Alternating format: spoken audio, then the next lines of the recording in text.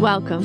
I'm Harmony Slater, your host of the Finding Harmony podcast. Over the past 20 years, I've taught thousands of yoga teachers and students to explore the intersection between ancient wisdom and modern everyday life, using mind-body practices to heal, awaken, and manifest their dreams from the inside out.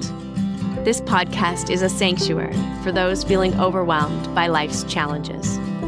Are you ready to jump in and discover how these challenges aren't actually in the way, but are the way to finding harmony?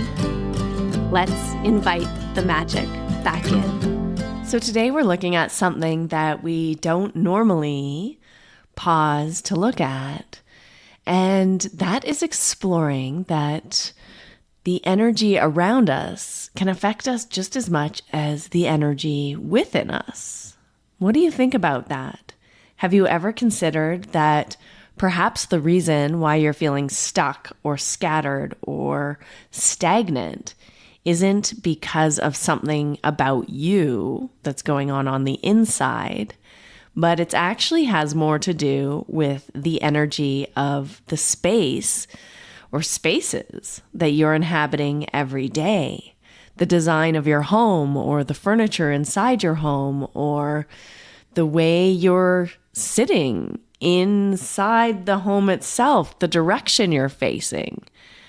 Today's guest invites us to consider that our homes and our workspaces may play a much bigger role in our internal well-being than we realize.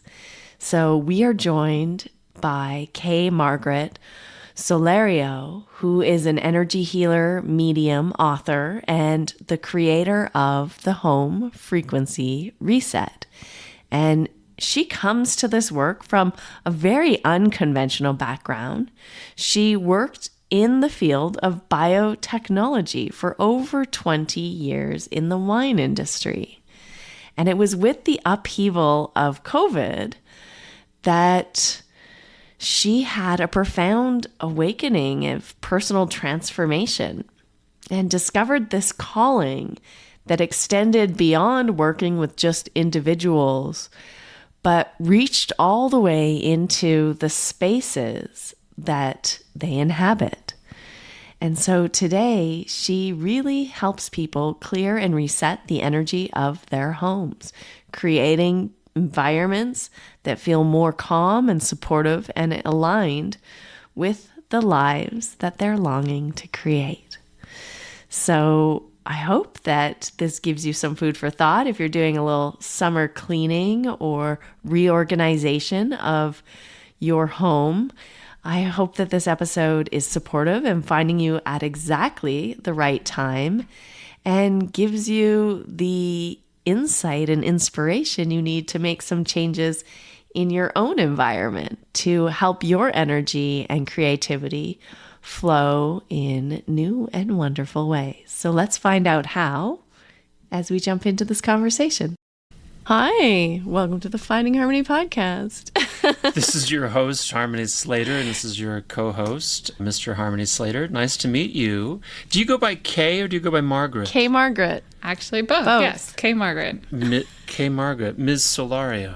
Solorio's last name, yes. That's fantastic. For the listeners on radio, and when we started the podcast, it was always like, we're going to push the radio part. We don't want any video. We want people to, we don't want people to talk with their hands, But really, this is really ideal for YouTube because your space is phenomenal. Oh, thank you so much. And you're here to talk about how to make a phenomenal space. I think, and with some kind of energetic cleansing piece to that. That's what I do. I clear and reset the energy in homes. So I often work remotely. I don't actually see people's spaces, but it's really about how that space makes you feel and about caring how you feel, because those emotions are energy in motion. So connecting with the energy of your space.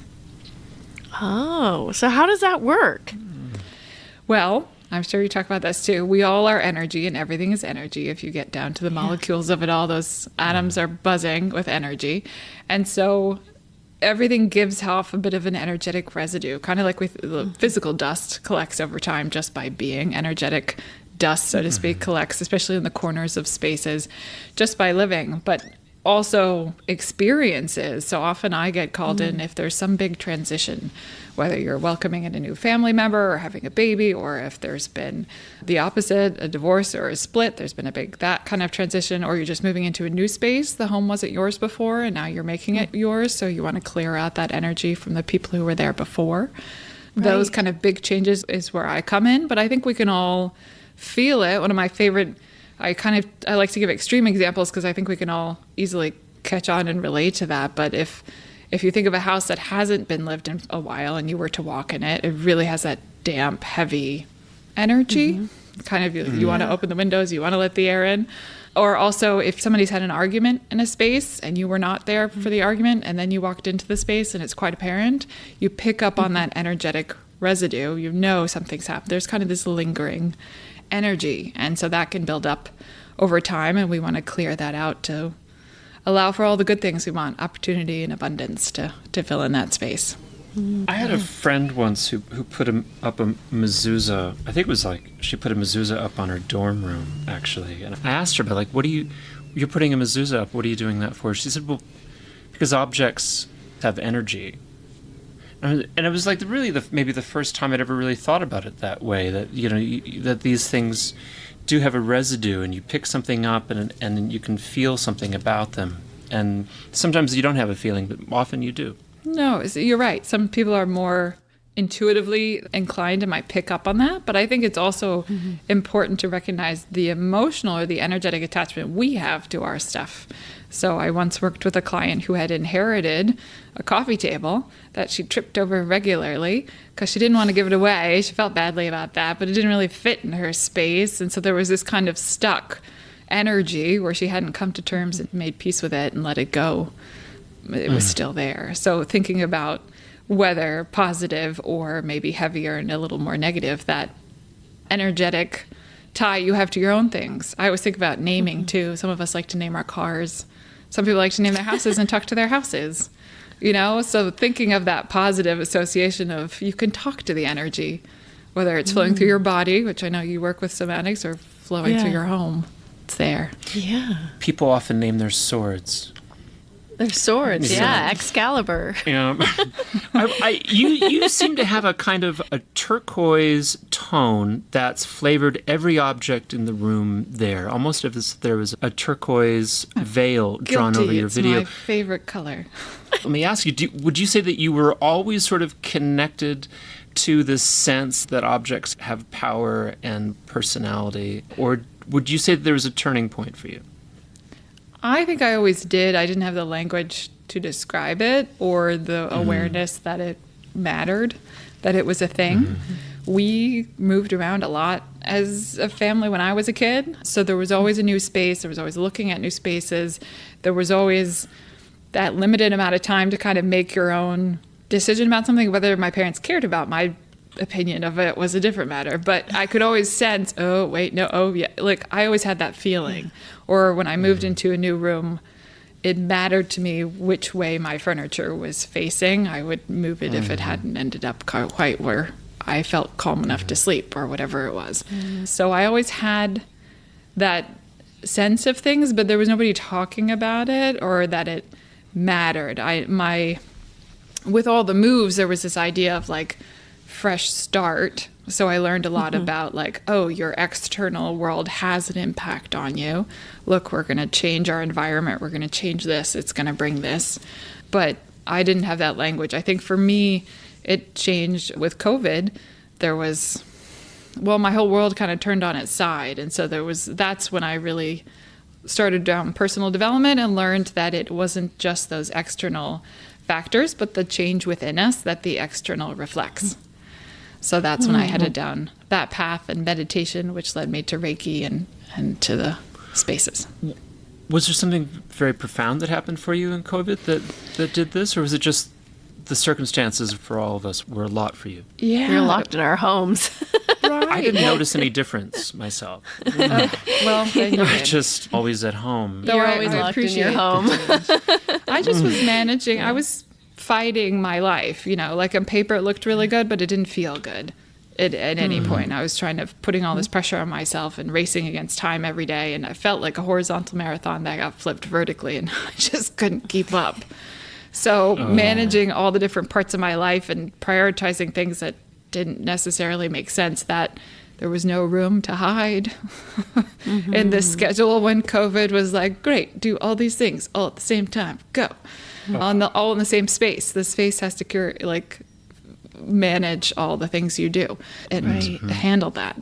So when I stopped resisting and I thought, okay, well, I can't change everything on the outside. I can't go anywhere. What can I change about myself and my approach, or how can I learn to love the life I lead? That kind of feeling. That's where the shift started for me. Yeah. Do you find like that color tones affect people? Have you noticed that? Or like, how do you work with shifting the energy in the space remotely without even like seeing the space? Yeah, I see a lot in my mind's eye when I tune in. So when I do a clearing, I get an intention, I get a blueprint. It's often a hand sketch of the space with each room labeled with one word, and I go room by room. So when I tune in intuitively, I work with angels, the archangels. They give me kind of divine downloads for each space. There's often a little clue or a little suggestion, like, oh, this space has this or needs to be balanced with this. And so I write down all of that and I provide a report at the end. So those are usually the hints.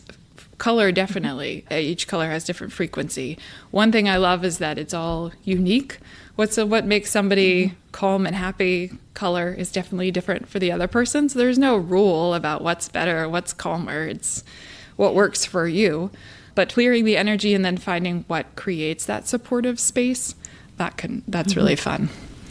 Harmony, you've kind of suffered my presence in your home now for about 10 years. And I've really kind of taken the lead in the design of the decor in the house.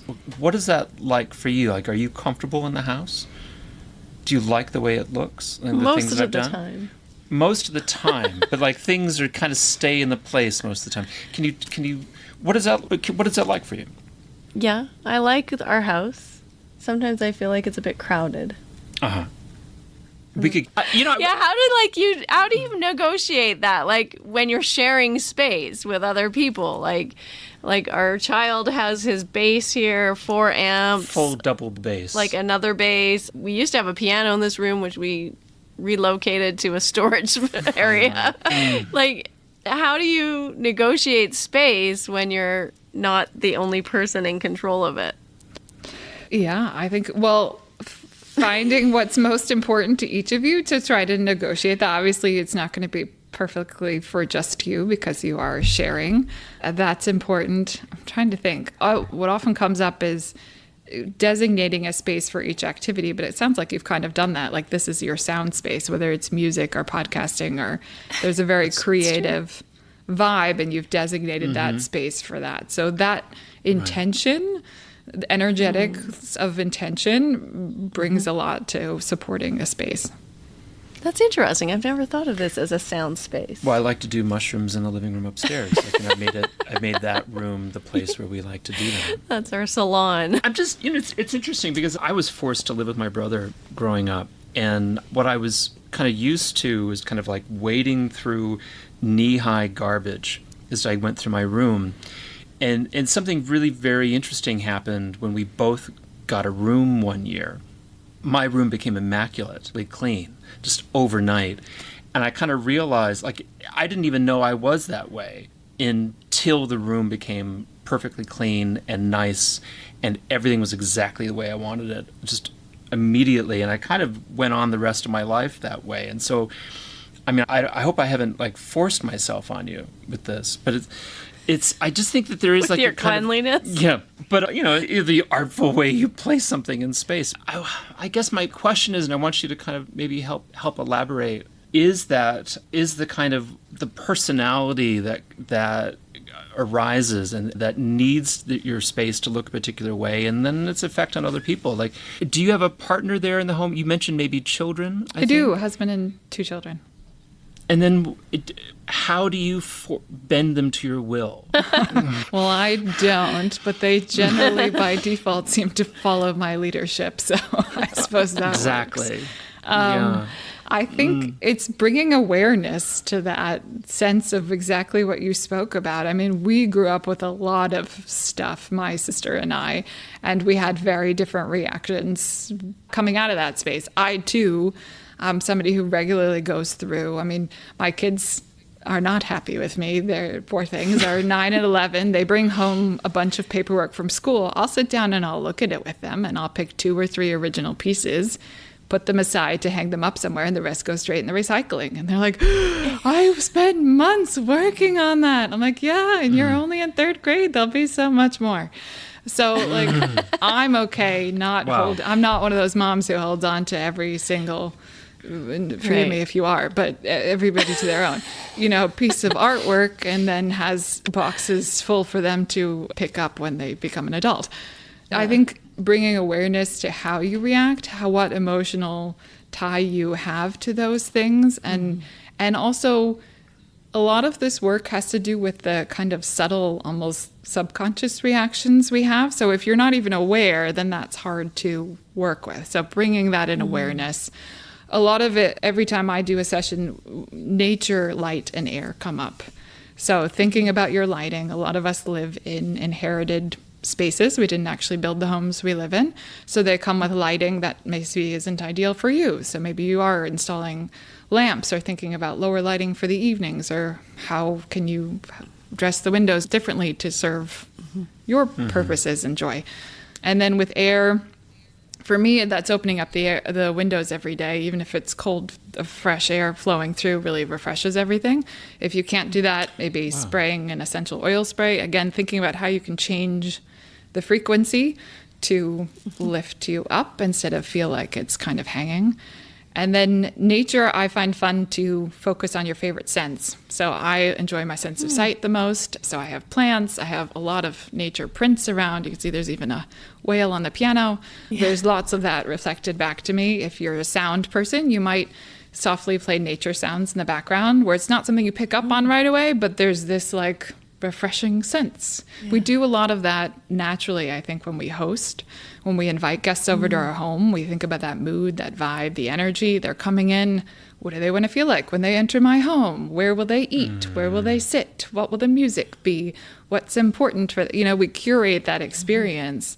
And sometimes it's easy to forget or tolerate less for ourselves and think, oh no, this is supposed to be our sanctuary, our place to rest and reset and be safely ourselves, create whatever it is. So that too can be curated. Yeah. Is there a difference between like Reiki for the person and Reiki for the space? Really good question.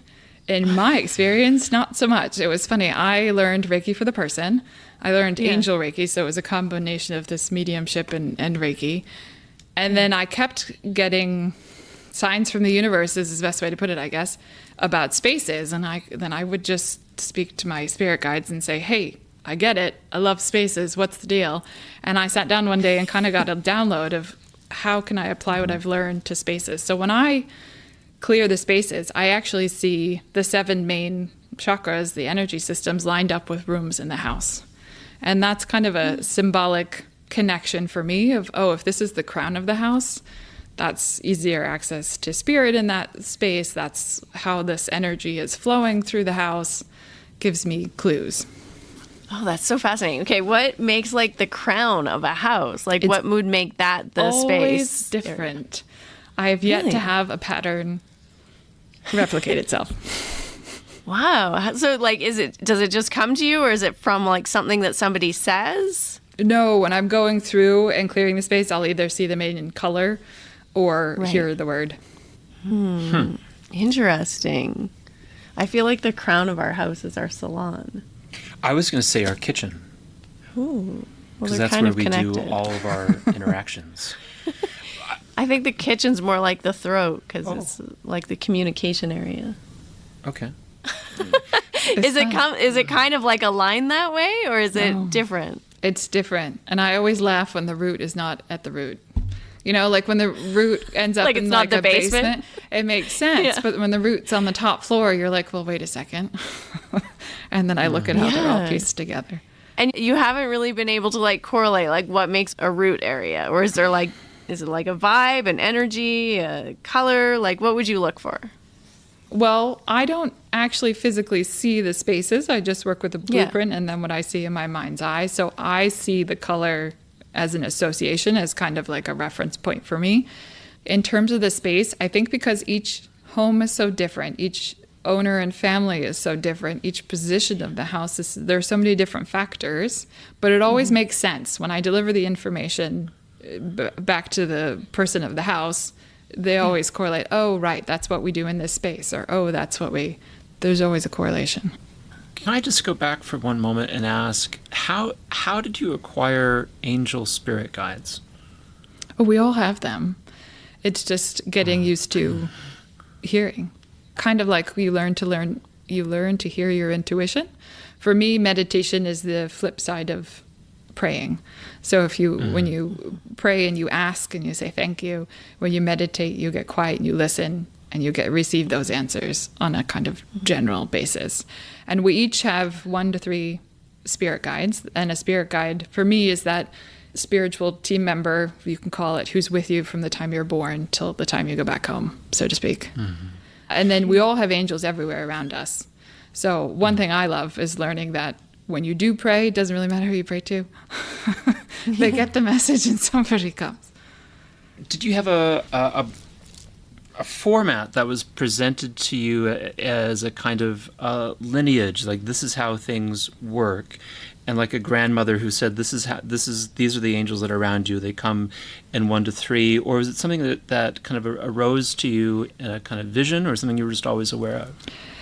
Well, none of the above. I would say it's a lot of study, and I just started I did my certification program in Angel Reiki, and my mentor through that program, she taught me a lot about what she knew of how the spirit world is somewhat organized from our perspective, but then it's just fascination and curiosity. Once that is validated, whether it was doing a session with a person and visually seeing it in my mind's eye, or having a question answered by an angel leaving a feather for me where there's never been a feather before, and getting those like visceral validations. When you get to the point where you believe so much, like you see it and you can't deny it, then I'm like, okay, well, I just want to understand. And I've gone back, you can read books from mediums in the past, or every time I read a different kind of spiritual angle book, there's always some nugget, and it's like putting the pieces together and kind of understanding that. That's amazing. Is there a way you sound like a very visual person, so like you're seeing a lot of images in your mind. Has it always been that way or that case for you? And is there other ways that you connect? Like, I know lots of people like channel through like writing, free writing, or like, how do you really find that connection? It's kind of like meditation is a muscle, that meditation is the tool to get you to oneness or get you to connection, or whatever word you want to use for that state, feeling, beingness of being very present. So I was actually really angry when I learned meditation is the tool, because I loved meditation so much at that point, but it's not the point. The point is that feeling of connection. So once you practice regularly, you can drop into it anywhere you are, whenever you take a moment and collect yourself. You don't have to sit in a certain position, listen to a certain thing. Again, that's the tool. So it's kind of the same with the spiritual and connecting to the other side. Once you learn to open yourself up as a channel to receive messages, it's just a muscle of strengthening it. If you've heard of the clairs, those are the 5 different ways you can receive information. So you can see and hear and feel. So there are lots of different ways. But you're right, we all have different tools for connecting. I love to write. So often for me personally, that's when it happens, when I journal in the evenings. I can ask a question and write without my ego jumping in and prompting, why are you thinking that? Then it all gets down on the paper, and then I go back and read and go, aha, thank you. I know where my next move is. Yeah. I think that's like a really good tool that is can help people kind of open up that channel to have messages. It's learning. come And through. for me, I thought it was fun too. That's an energetic weight too. When you learn to discern between your intuition and your ego, the egoic thoughts, I'm going to say physically, and that's not the right word, but they feel heavier than the intuitive thoughts. They come across much lighter and kind of airy. Mm-hmm. You mentioned in your notes your process of writing, and I wonder if you could go into that. It sounds like something I've suggested to Harmony, because a couple of times we've had this opportunity for her to write a book, and I've tried to encourage her to write, and I feel like maybe you're an all or nothing kind of gal. Like, you want to spend 18 hours a day doing it until it's done. But you did it in a kind of very different way. You did 15 minutes a day until the book was done, which is interesting. That's something I kind of recommended to Harm to do. Could you talk more about that? I do. I segment my time out that way. It just relieved the pressure for me, and it retaught. This is when I was really also learning about flipping my relationship with time. And that kind of goes back to the energetics too, that cosmic order you put out and the knowingness that anything is possible. I think we so easily put constraints on our time. And I think that comes from conditioning, from being in school or having a job where your value is your time, your butt's in the chair, and not really what you've produced. Right? So then we take that and we think, oh, okay, to write a book, I need to go to Bali for a month and not talk to anybody and spend 18 hours writing, and then I'll have this awesome thing draft at the end.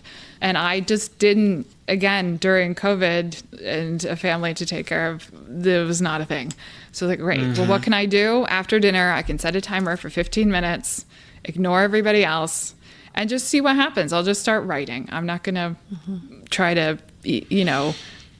build an outline. And I had a loose outline I kept in my back pocket for years because I had wanted to do it. But I just started writing. And yeah, it took 6 weeks for the first draft. It was way faster than I thought it would be. It was great. What I'm noticing is, like, I feel like you both have a lot in common, because he's also very visually oriented. And I feel like there's something about, like, your connection with creative energy and, like, how it flows. Like, some people, I think, are just more, I'm not saying I'm not connected, but with all your work, you're definitely connected. But I think, like, I really, like, I somatically connect more. Like, I feel it in my body a lot. Is that or when like, you know when it's right to do the next thing? Yeah. You're like, oh, or I just know. That. I know I feel like doing that. Exactly. Yeah, and it's not even, like, so much, like, people say, I don't feel like doing that. But, like, it's almost like a knowing, like, so clearly that it moves me in that way, if that makes sense. That's how we got married. Yeah. That one. Yeah. It's just like, it just is like that. Go there. It's just like, so it's and like, you've come to trust it.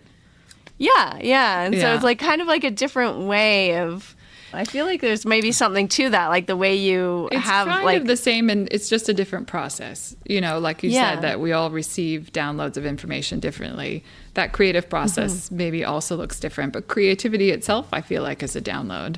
A lot of us, when we create, you feel like it's coming through you. You don't necessarily feel like you're actively putting it all together. So that too is just opening yourself and allowing. And so you're saying yes to that feeling, where we might say yes to trusting the process. Like, I knew I had this to give, so I would show up. I didn't know what would come of it, but I knew saying yes was a step towards, if I was writing, I was a writer. That took a lot of the shame and stuff off. I was like, I can say that every day. So I'm going to show up and I'm going to do that every day, and we'll see what comes of it, and I'll make something more. So it was kind of trusting that process of, if I show up. That's so beautiful. There's a great quote about the creative process, which is on inspiration. Like, when inspiration finds me, I hope it finds me working. So I set aside, 3 p.m., 4 p.m. If I'm going to do that's when I have to get some painting done, because we have all this whole morass and maelstrom of other activities to do. If I'm going to do any writing, I'm going to do it at 8 or 9 a.m. because that's time I have to do that. And so when I sit down to do it, I have some pieces that I want to work with. And then as I work on them, inspiration and creativity come. But I think that's that's such a good message, because a lot of, like, women that I coach often, like, have dreams and things they want to do, like write a book or they want to exercise or, like, all kinds of things that they want to to do. And I think we underestimate how much you can get done or accomplish or how much can change if you just devote 15 or 20 minutes every day to something. A focused energy. I used to preach that multitasking was way overrated and single tasking really gets the job done, because I mean, in this day and age, attention is really the currency of it all. But when you give your focused attention, if you think about it, anyone who loves you, what do they really want? They want your focused attention. That's the power. Yeah. That's the movement of energy. That's that connection. So if you can give your focused attention to one activity for 5, 10, 15 minutes, it can be really powerful. Mm-hmm. Yeah. And we were talking to Jamie Butler, who is also like a trance channeler, and she was saying that also, that we, like, if you want to connect, you have to like kind of slow down, figure out how you receive intuition, and monotask, because that allows you to be present and focused in the moment. And so just to like reiterate, that's also kind of what you're saying here too, is like just be present. Well, you have focused. to give yourself permission, because I think we get this false advertisement that if we do 15 things at the same time, we're actually doing 15 things at the same time. You're not actually doing 15 things at the same time. You're doing one for 30 seconds and then the next one for you're giving this fragmented energy and attention to, you're trying to move this, all these 15 balls up the proverbial hill at the same time, when if you focus, it also puts that constraint of it's going to take me this much time to get it done. And we forget that if we just go ahead and do it, what is it, that expression that fear is a mile wide and an inch deep? We worry so much about how long it'll take, when in actuality, if we just started, we'd surprise ourselves. Or in my energy work, the idea is that having that home that supports you lifts your vibration. And if you're starting walking out of the house or starting an activity with a higher vibration and feeling connected and feeling good, things flow so much more easily. Yeah. What are some of the ways, like, that if people are feeling kind of stagnant and stuck and maybe not realizing that it's their home, like, what are some things that we could notice, and then how could we change it? I think noticing it has to do with all the things we just talked about, getting a little more in tune with yourself and your feelings, and just bringing that awareness. So if you have a drawer in the kitchen that sticks, and every day you use it, you tolerate it, you get a little frustrated, and you move on. Well, could you give that 10 to 15 minutes attention so it doesn't stick anymore? And then every time you use it, you go, waha, this is great. And you get that uplift, that energetic uplift. Or for me, the things that really mattered or helped were bowls, like our kitchen bowls that you use for cereal and soup. When I grew up, we learned that you use something until you can't. End of story. So they were chipped and they were mismatched, and it was just sad. And I was sad using them, and I was sad cleaning them, and I was set the table and give everybody else the nicer ones and give myself. And then I was more sad, and it just was such a downer. And they're just bowls, but you use them every day. And so I finally got over myself, chucked them, and went out, and I think I spent $20 on 4 new bowls. It was so easy. And because it's COVID, you just drive and they bring it to your car. It doesn't take that much effort. And then now it's been years and I still get excited to use them. So it's that little... I think she and I were separated at birth. I think that's what's going on here. Where are you from? Where am I from? Are you Swedish? There is some Scandinavian in there. From the East Coast. We moved around a lot, up and down the East Coast. Okay, but up and down the East Coast. Yeah, you're not from Detroit, though. No, I've never been there. It's the Scandinavian. It's the Swedish. The Swedish are really sensitive to energy and in spaces, actually. Yes, we are. Yeah. Is that what the IKEA Yeah, when we went is? to Sweden, we were always just like, wow, this space is beautiful. This space is beautiful. It's like in the DNA, I think. We should take the computer into the Higgy space, because I came back and I said, you know what? Fuck this office you've been working in for like years in this fucking cave space. I asked for it. I did it all while you were away as a surprise. But I asked for you to change it. I turned that space into the living embodiment of Higgy because I just had enough. She was there yesterday in the Higgy space. You saw it. We did a podcast. You saw the space. Mm-hmm. Yes, with the rainbow bookshelves. Rainbow books and pink and soft upholstery.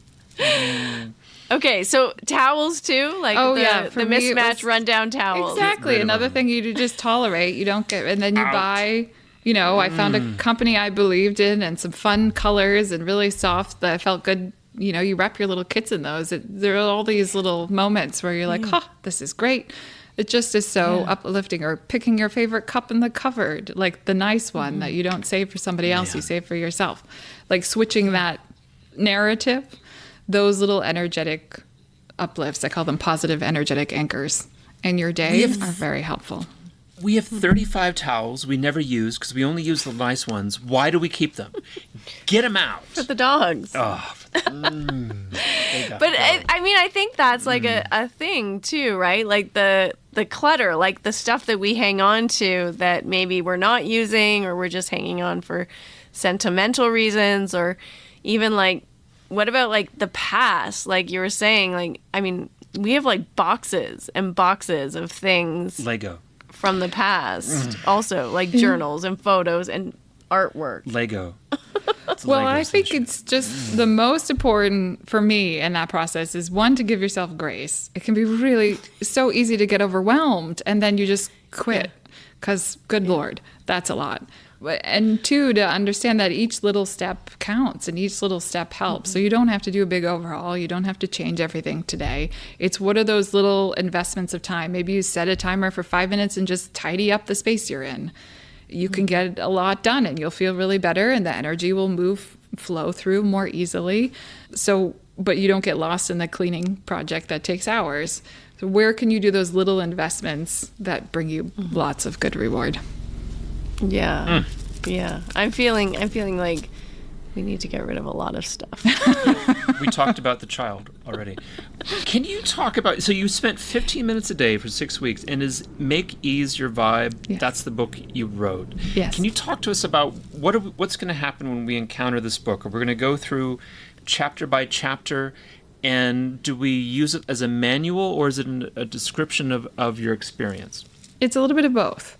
So that's from the first 3 years of personal development work that I did. And I learned all these little, what felt like kind of like life hacks in 3 sections. So first I had to change my mindset in that I had a lot of negative self-talk. So where were those mindset shifts that could be made?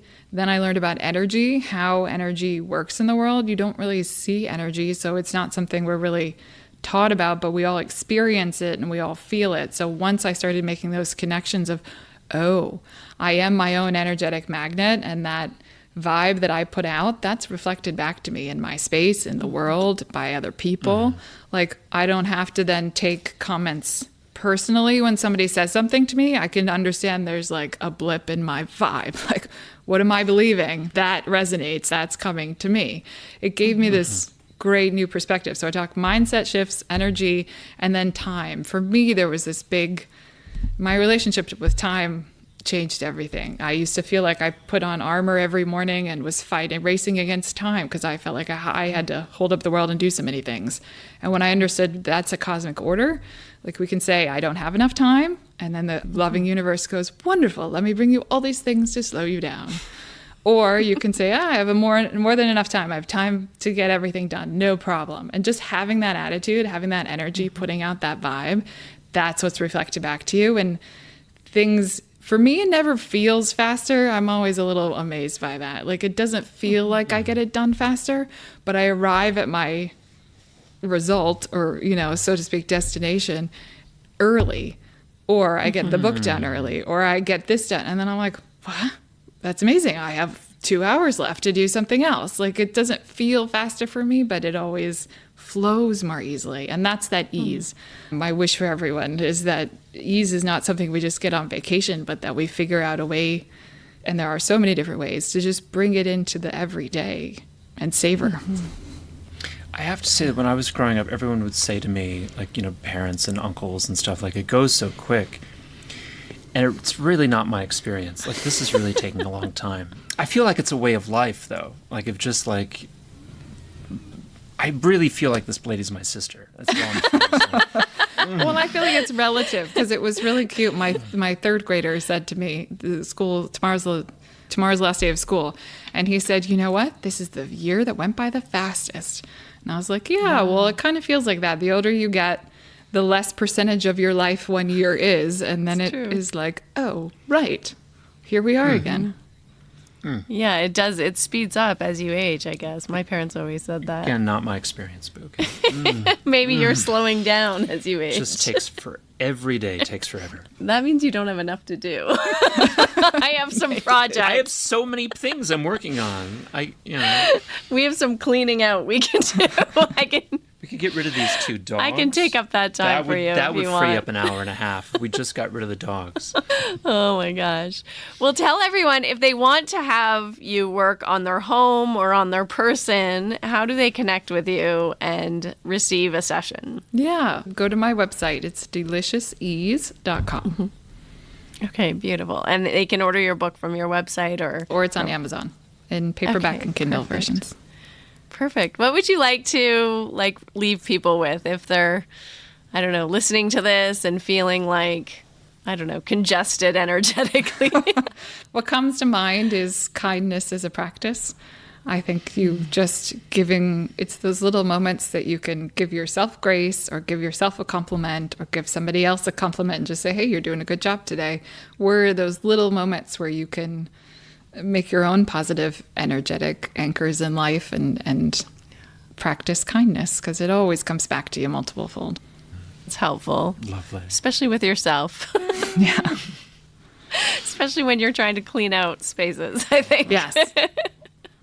It's very emotional. It can be, can it? It's very emotional, and it's okay to take that break to drink some water and integrate or process or however you want to think about that, to let go. Yeah, definitely. Yeah. I noticed that when I was going through clothes a couple of years ago. I hadn't done it for a long time, and then I was getting rid of a lot of things. And I was like crying sometimes, like, this is so emotional. Yeah. So, well, and you can't call it for anyone else. We all have our different attachments to things and have that energetic tie. Yeah. Yeah. Yeah, and I didn't even think that I was like energetically connected to clothing at all. So yeah, I feel that way when I hear about people with their hair. You know, they get the hair cut and they worry so much. I'm like, it grows back. I don't get it. But some people, it's so much part of your identity. And like you said, you don't quite realize it till it's not there. Yeah. Or like it's attached to also memories. And I was like, that's interesting. Like how we don't really associate clothing with memories. We think of like photos or music. But yeah, it's really interesting. A lot to clear the emotional field. Well, it's like what you said on my podcast yesterday. It's always an evolution, right? Once you open that, what did you call it? Pandora's box. That it's not it's a never-ending box. In a good way, though, right? The point here is the process, the journey. Yeah, exactly. Beautiful. Well, thank you so much for coming on the Finding Harmony podcast today. And we'll put all your links in the show notes. And it's been such a pleasure to connect with you. Well, thank you so much. Thank you, Kay. So before you go, I want to just emphasize something that I really believe, and that is that healing isn't about becoming someone different or someone new. It's really about remembering who you truly are, who you were before fear or heartbreak or conditioning changed your personality and created a pattern that you're living out of. Before life's inevitable challenges taught you to abandon parts of yourself. One of my teachers always says that life is a trauma-based learning school. And I believe that is true. We come here with our own curriculum. It is unique to us. And the journey of our life is about returning home so that we can then go out and help support and heal the world and each other. And over the last several years, I have been using tools and practices, as you may have been with me on this journey through energy healing and work and spinal energetics and genius frequency work, embodiment, somatic coaching, meditation, breath work, learning to listen to the intelligence of the body, learning to interpret the signs, the messages, the stories, the images, contemplative inquiry, and altered states of consciousness. And what I've witnessed in both my own life and in the lives of others who I work with and support through these practices and help through their integration process using these tools is that true healing happens. And with the right support and genuine readiness, transformation can occur more quickly than we can ever imagine. It doesn't have to be long and arduous and hard. Life is a healing journey for sure. And like the snake, we're shedding layers of ourselves, layers that we put on as part of the journey for protection. But then as we go through the journey, we get to take these layers off. And that's why I'm so excited about this retreat in early November. There's only a few spots left. It's a small, intimate group. And if you would like to be a part of this group, then please send me a message on Instagram at Harmony Slater Official. We are doing deep work, and it's designed not just for another thing, another practice, another tool for you to use. It's not a collection of tools on your tool belt, but it is a true experience of transformation and integration. And so this isn't just for inspiration. It's not just to motivate you on your journey with tools you already have and know. It is really about creating lasting change. So if your heart is pulling you in this direction, then I would love for you to reach out and let me know, and we can get into a conversation if this is the right fit for you. And until next time, please take good care of yourself. You deserve the same love, the same attention, and the same care. You deserve to give it to yourself as much as you are giving to others. And I know that you are, because you're here listening to this podcast. That's it. We've concluded another episode of the Finding Harmony podcast. I just want to thank you so much for doing the work that changes the world, starting with yourself. It truly does make a huge difference. Please make sure you have your automatic downloads turned on wherever you listen so you don't miss any of the upcoming episodes. I have so much more magic I can't wait to share with you. Lastly, if you're on Instagram, I love connecting and hearing from you. So come on over and say hello at Finding Harmony Podcast. And you can also come say hello to me personally at Harmony Slater Official. Thank you again for being here. I cannot wait to share more with you in our next episode.